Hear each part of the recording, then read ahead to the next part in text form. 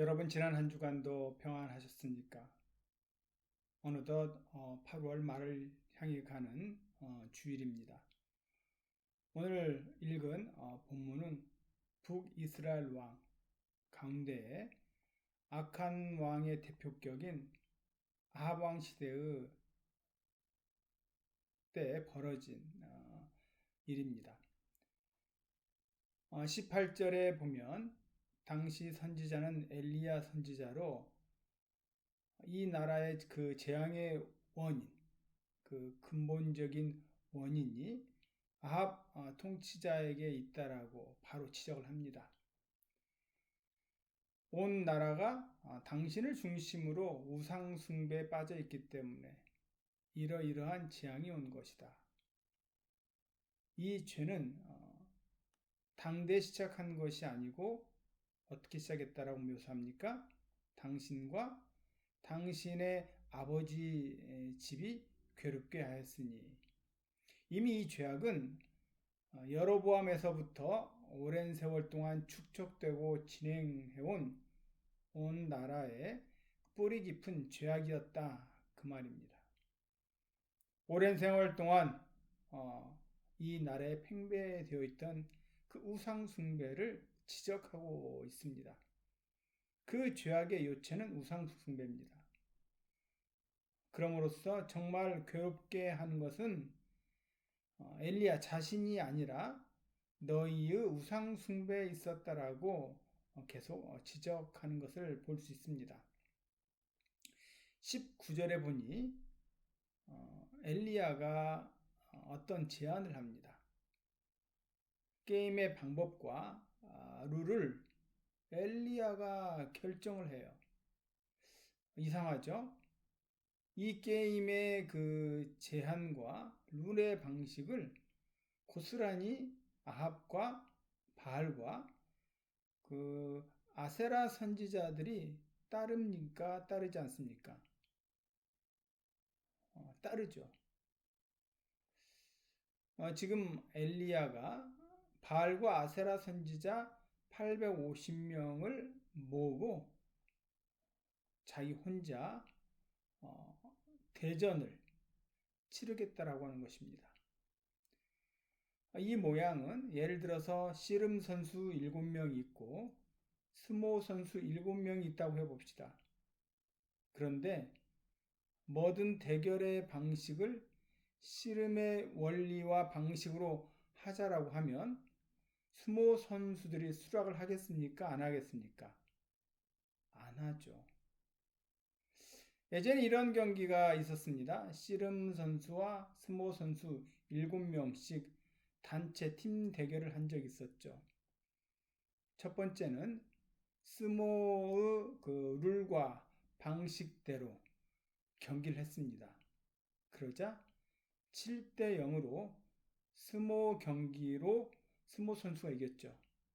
그리고 반대로 씨름의 방식과 룰로 경기를 해보자. 이번에는 7대 0으로 씨름 선수가 이겼습니다. 이러는 것과 똑같은 거예요. 사실 비교가 불가 영역인데 재미삼아 그런 경기를 한 적이 있었어요. 오늘 본문이 바로 이와 비슷한 원리입니다.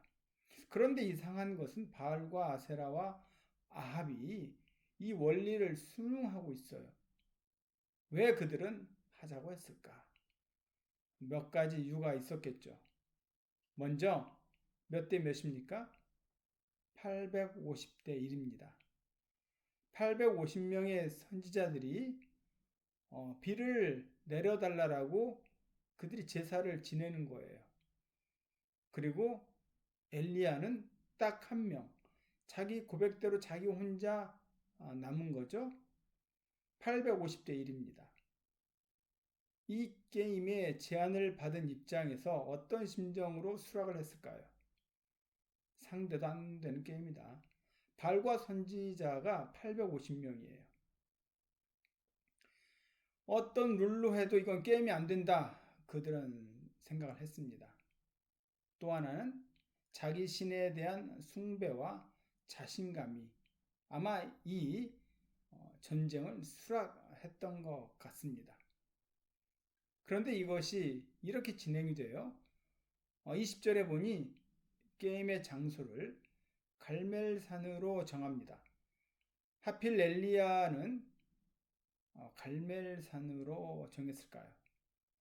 갈멜산은 지도를 놓고 보면 이스라엘과 우상숭배의 근본지인 시돈 땅, 전부 우상숭배 선지자들이 시돈에서 우상숭배를 시작을 합니다. 갈멜산은 바로 중간에 위치한 산이에요. 산의 위치가 굉장히 절묘합니다. 지중해에서 바람이 불면 구름이 모여들고 쌓이겠죠? 그 구름이 제일 먼저 걸리는 중턱이 갈멜산입니다. 그래서 항상 구름이 비를 첫 번째 내려 쏟는 곳이 갈멜산이에요. 이 위치에서 엘리야가 이 전쟁을 하자고 제안하고 선포를 합니다. 그런데 21절인데 같이 한번 읽어보겠습니다. 본문 18장 21절입니다. 엘리야가 모든 백성에게 가까이 나아가 이르되 너희가 어느 때까지 둘 사이에서 머뭇하려느냐. 여호와가 만일 하나님이면 그를 따르고 바알이 만일 하나님이면 그를 따를지니라 하니 백성이 말 한마디도 대답하지 아니하는지라. 여기 오늘 전체 핵심의 내용이 이 한 절에 녹아져 있어요. 첫 번째 엘리야가 모든 백성에게 어떻게 나아갔다라고 말합니까? 가까이 나아가. 그럼 엘리야는 누구 편에 선 사람이고 누구를 대리하는 인물입니까?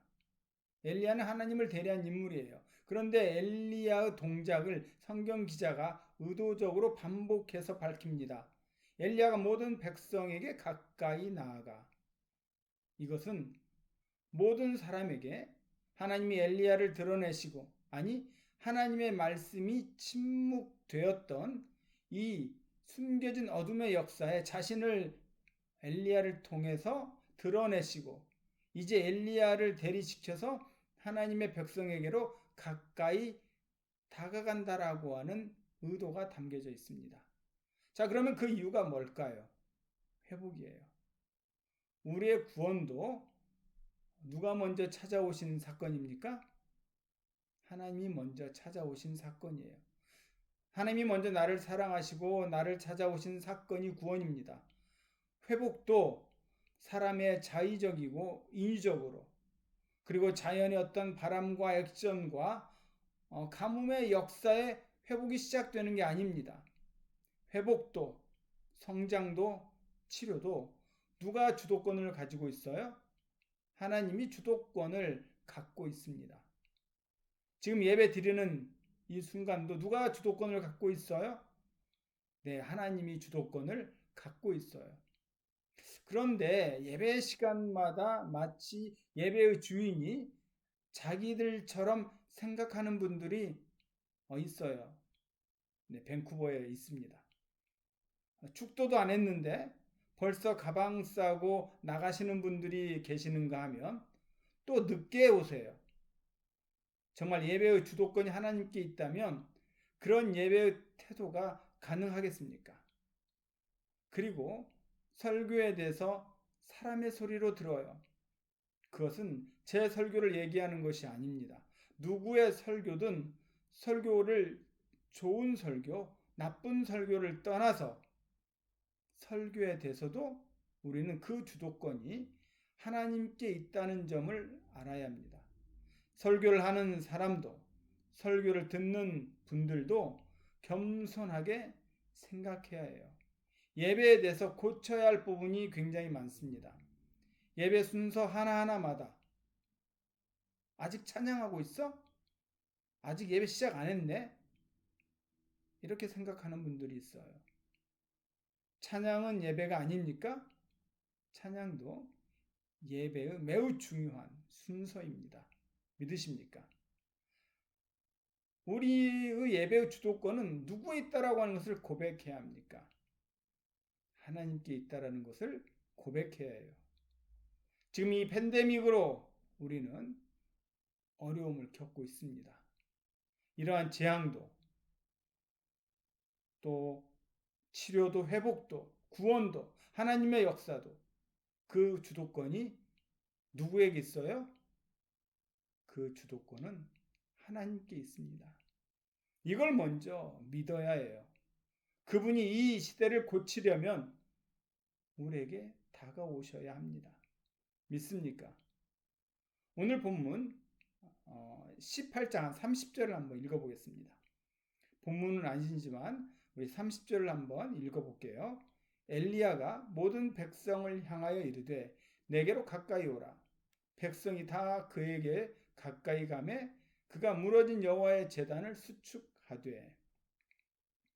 여기서도 가까이라는 단어가 두 번씩 거푸 등장을 합니다. 역시 주도권을 누가 쥐고 있어요? 가까이 오라. 하나님께서 이 백성을 부르십니다. 올해 하반기에도 더욱더 우리 모든 성도가 하나님께 가까이 가시기를 축원합니다. 이어서 우리 18장 36절을 읽어보겠습니다. 저녁 소재 드릴 때에 이르러 선지자 엘리야가 나아가서 말하되 아브라함과 이삭과 이스라엘의 하나님 여호와여 주께서 이스라엘 중에서 하나님이신 것과 내가 주의 종인 것과 내가 주의 말씀대로 이 모든 일을 행하는 것을 오늘 알게 하옵소서. 결국 오늘 스토리의 결론은 하나님이 여호와이신 것을 알게 하는 게 목적이에요. 우리 37절 읽어보죠. 여호와여 내게 응답하소서 내게 응답하옵소서. 이 백성에게 주 여호와는 하나님이신 것과 주는 그들의 마음을 되돌이키심을 알게 하옵소서 하며.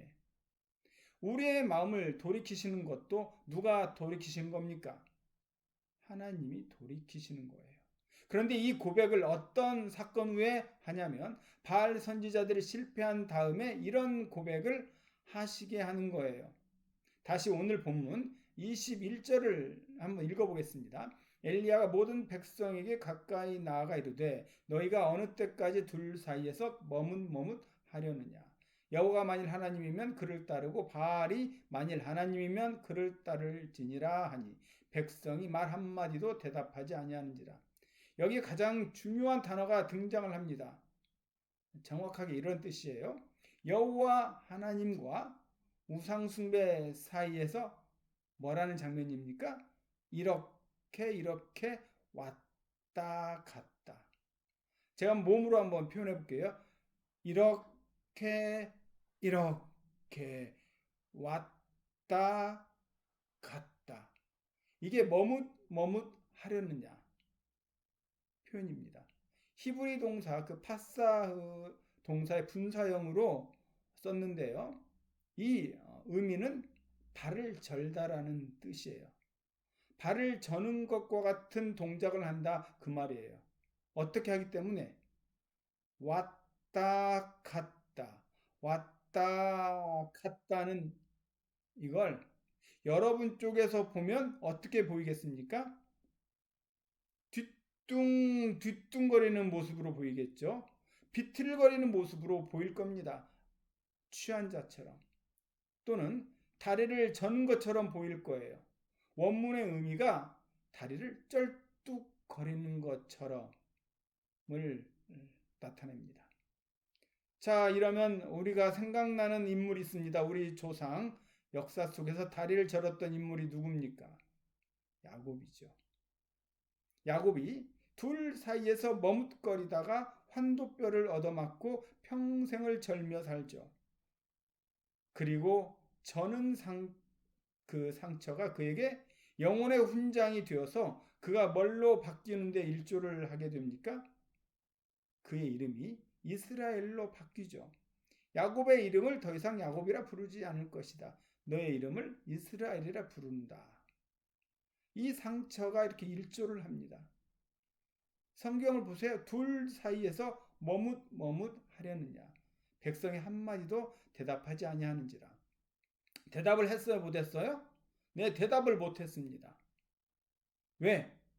머뭇거리는 상태니까 못하는 거예요. 마음에 확정된 주인이 없으니까 못하는 겁니다. 그런데 이 대답이 없는 게 우상 숭배자들의 전형적인 특징이면서 우상들의 특징이에요. 볼까요? 바알의 선지자들이 광기에 제전을 벌이는데 26절을 보시면 그들이 아침부터 낮까지 바알의 이름을 불러 이르되 바알이여 우리에게 응답하소서 하나 아무 소리도 없고 아무 응답하는 자도 없으므로. 누구의 모습과 똑같아 보입니까? 백성들의 모습과 똑같아요. 우상의 섬김의 결론이 똑같아요. 그것은 아무 대안도 대답도 없는 것입니다. 백성들도 대답이 없고 우상들도 대답이 없고 당연히 존재하지 않는 신들이니까 대답이 없죠. 자신들이 만들어 놓은 신이니까 대답이 없죠.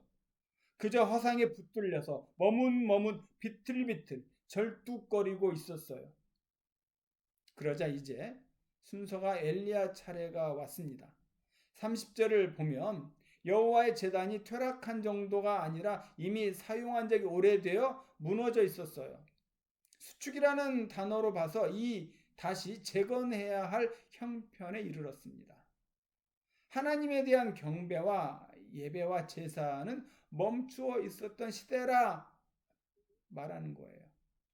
그러면서 31절에 누구의 이름이 등장합니까? 야곱이 등장해요. 하나님께서 절뚝거리는 야곱을 뭘로 만드신 겁니까? 이스라엘로 만드시는 거예요. 그 현장을 한번 살펴보겠습니다. 창세기 32장 28절 한번 읽어볼게요. 32장 28절입니다. 그가 이르되 내 이름을 다시는 야곱이라 부를 것이 아니요 이스라엘이라 부를 것이니 이는 내가 하나님과 및 사람들과 겨루어 이겼음이니라. 여기 보시면 다시는 야곱이라 부르지 말라 내가 너를 어떻게 만들겠다? 이스라엘로 만들겠다. 여기 회복의 언약이 역사를 넘어 여기 현장에 와 있는 겁니다. 절뚝거리는 야곱과 같은 이 우상숭배에 빠졌던 이스라엘을 다시 이스라엘로 회복시키겠다라는 얘기를 이렇게 하는 거예요. 엘리야가 이 말씀이 부재된 시대에 이 캄캄한 부재의 역사 속에 하나님의 애적 언약을 꺼내놓고 있는 겁니다. 이어서 31절부터 35절까지 보면요. 엘리야가 12돌을 취해서 제단을 쌓고 물통 넷에 물을 채웁니다. 그리고 번제물과 나무 위에 붓죠.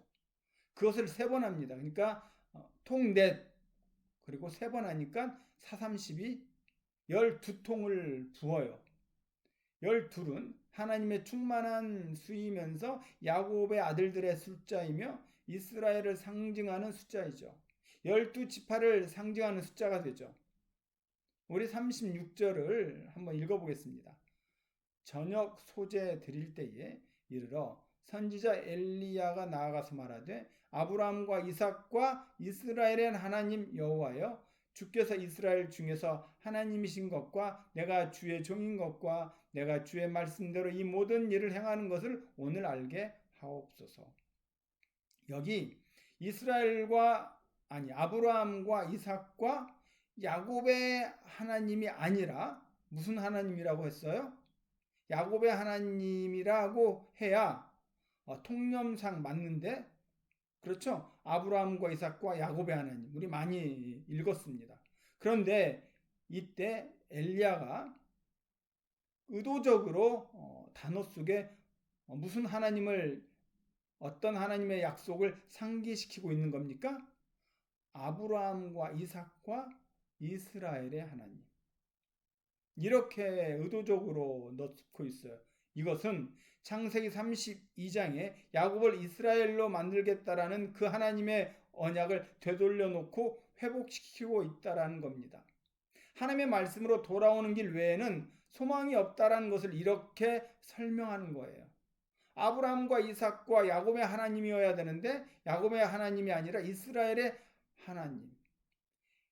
야곱과 같은 우리 인생을 쩔뚝거리며 머뭇거리는 인생을 이스라엘 되게 하시는 하나님. 그 하나님이 먼저 가까이 다가오시고 찾아오셔서 우리 인생 가운데 지금 하나님의 온전하심을 위해서 백성들의 되돌이키심과 회복을 위해서 우리의 회복의 주도권을 그분이 붙들고 있다라는 사실입니다. 그러니까 우리의 모습으로 좌절하거나 실망하지 말고 하나님의 언약과 약속에 따라 내가 오늘도 질기고 질긴 야곱과 같은 인생이지만 이 하나님의 언약의 말씀에 붙들려 있음을 감사하시기를 축원합니다. 나를 버리지 않았음을 감사하십시오. 머뭇거리고 비틀거리는 인생 속에 찾아오셔서 언약하신 것을 감사하십시오. 우리 성도들을 향하여 무너져가는 신앙의 회복을 향하신 약속입니다. 다시 한번 희망의 불씨를 지펴주시는 약속입니다. 믿습니까? 결론입니다. 우리 38, 39절을 읽겠습니다. 이에 여호와의 불이 내려서 번제물과 나무와 돌과 흙을 태우고 또 도랑의 물을 핥은지라. 모든 백성이 보고 엎드려 말하되 여호와 그는 하나님이시로다. 여호와 그는 하나님이시로다 하니. 마지막으로 의문점이 있습니다. 당연히 이후에 손바닥만한 구름을 통해 비가 옵니까 안 옵니까? 비가 옵니다. 그러면 엘리야의 기도가 이래야 되는 거 맞는 거 아닐까요? 물로 응답하소서. 그런데 엘리야는 뭐라 기도합니까? 불로 응답하소서. 그런데 사실 응답은 불도 응답이 되었지만 불 다음에 물로 응답이 되었어요. 큰 비의 소리가 들립니다. 41절을 다 같이 한번 읽읍시다. 엘리야가 아합에게 이르되 올라가서 먹고 마시소서. 큰 비 소리가 있나이다. 드디어 물로 응답이 이루어지죠. 왜 먼저 불여야 할까요? 이것은 마땅하고 당연한 하나님의 회복의 순서입니다. 히브리서 12장 29절을 읽어보겠습니다. 우리 하나님은 소멸하는 불이십니다. 먼저 죄악이 소멸되지 않고 죄악이 태워지지 않고 오는 회복은 없습니다. 믿습니까? 그러니까 우리가 먼저 나의 죄가 정결케 되어야 되고 그리고 나서 하나님의 강수와 같은 은혜가 부어집니다. 하나님은 소멸하는 불이시면서 소낙비 같은 은혜를 준비하시는 하나님이세요. 다시 저희 교회가 이 어려운 재난의 강을 넘어서 이제 하나님께서 저희 교회와 이 사회와 캐나다를 섬기기 위해 우리에게 주시는 폭포수 같은 물로 응답하실 줄 믿으시기 바랍니다. 큰 비가 준비되어 있어요. 비록 힘들고 어렵고 지쳤지만 다시금 불로 응답하시고 물로 응답하시는 하나님을 바라보시면서 하루하루 주님께 나아갈 수 있는 저와 여러분이 되기를 주의 이름으로 축원합니다. 은혜로우시고 자비로우신 하나님, 우상이 득실거리고 그 숭배하는 자의 모습이 오늘 이 시대에도 만연해 있음을 느낍니다. 말씀의 부재에 있었던 이 엘리야의 시대, 그러나 하나님은 언약의 말씀을 기억하시고 엘리야를 통하여 다시 백성에게 나오셨던 것처럼 그리고 야곱과 같이 비틀거리고 절뚝거리는 저희 인생들을 바라보시면서 우리에게 회복의 은혜를 주십니다. 불을 내리셔서 우리의 죄악을 태우시고 소낙비 같은 은혜의 강물을 준비하신 하나님, 그 하나님을 믿고 이 어려움을 온전히 하나님께 의지하옵고 그저 먼저 치료도 회복도 하나님이 주도권을 가지고 계심을 믿고 그분께 의지하며 나아가는 저희들의 삶이 되게 하옵소서. 예수 그리스도 이름으로 감사하며 기도하옵나이다. 아멘. 모두들 평안하셨습니까? 힘들고 어려운 시기지만 어디에 있든지 예배자의 모습으로 우뚝 서시고 우리 인생의 주도권은 하나님께 있음을 믿고 또 그분께 모든 것을 맡기며 나아가는, 그래서 다시 온 성도가 함께 여호와의 전에 모여서 감격의 눈물과 감사의 기도를 드리는 날이 속히 올 수 있도록 함께 기도해 주시기를 간절히 소원합니다. 감사합니다.